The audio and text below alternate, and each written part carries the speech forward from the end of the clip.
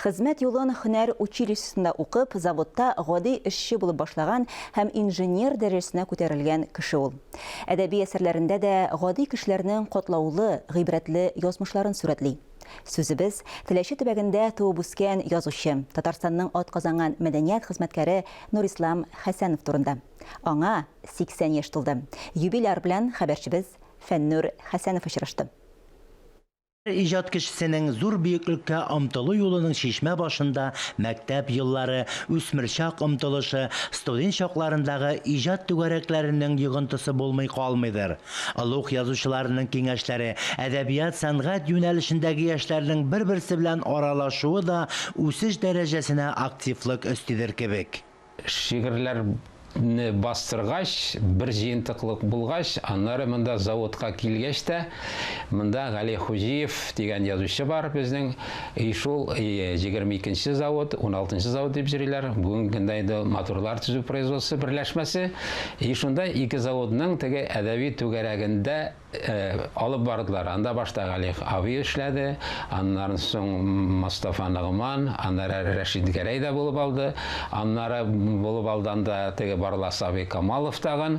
Ул вакытта бит әле Гариф Ахунов председателе инде, ул инде эшче темасы дип күтәрик, шуларны күтәрик, буларны күтәрик дип, шул эшчеләр темасы белән рухланып, мин инде анда очерклар яза башладым. Башта очерклардан соң инде аннары хикәяләр, шигырьләрдән соң инде нәсер, шул ук нәсер прозада бит инде.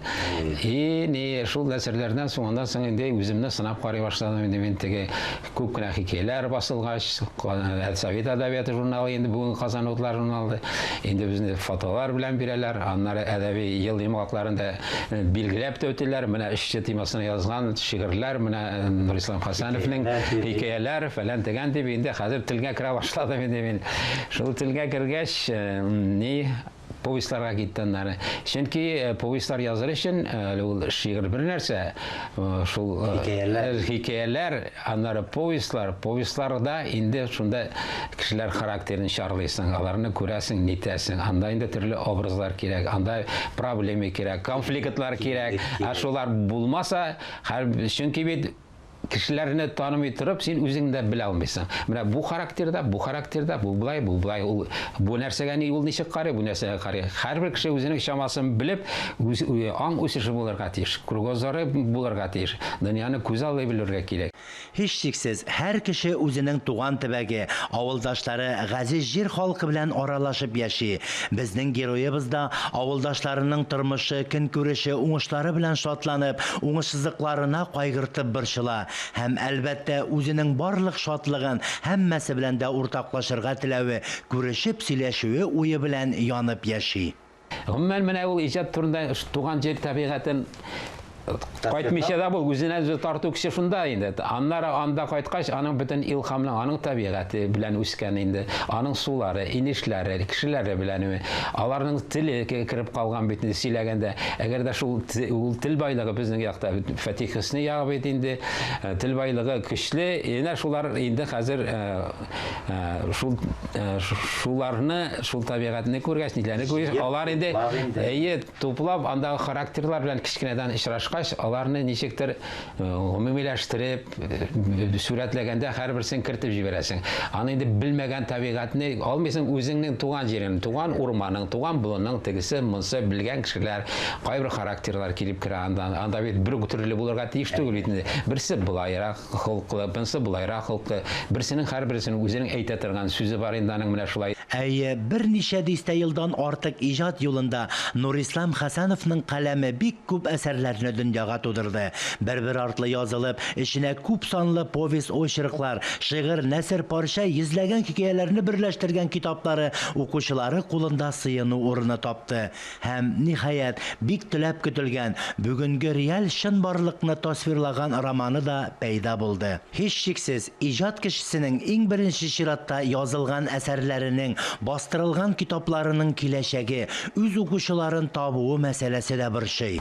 Ниндидер яшьләргә әзерлек җитми дип, аннары китапны укуга, сәнгатькә хәзер игътибар сүрелде, игътибар җитми. Менә дөньяга акчага кырылган хәзерме? Юкса дөнья әхлакта, моральдә тора, рухи тәрбия булмаса, рухи традицияләрбез булмаса, безнең теге нинди генә экономик күрсәткечләргә ирешсәк тә, нинди генә пирамидалар төзесәк тә, алар җимерелә. Дөнья шул әнә шул мораль, әхлак мәсьәләләрендә.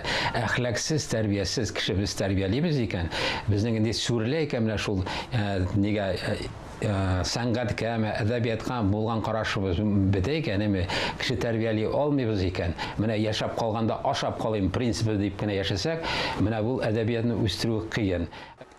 Нурислам Хәсәнов бүгенге татар прозасының нык каләмле, ачык юнәлешле, кабатланмас характерлы стилгә ия булган сирәк әдипләрнең берсе.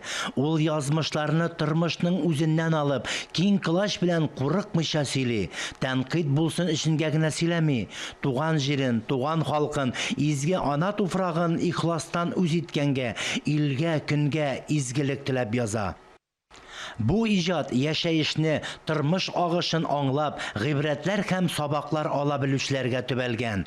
Ул кешеләрнең күңелләрен тагы да матуррак булуын тели. Үз каләмен тик шуларга багышлый, армый-талмый аларга хезмәт итә. Фәннур Хәсәнов, Тахир Хәсәнов, Наилә Нәҗипова, Татарстан яңалыклары.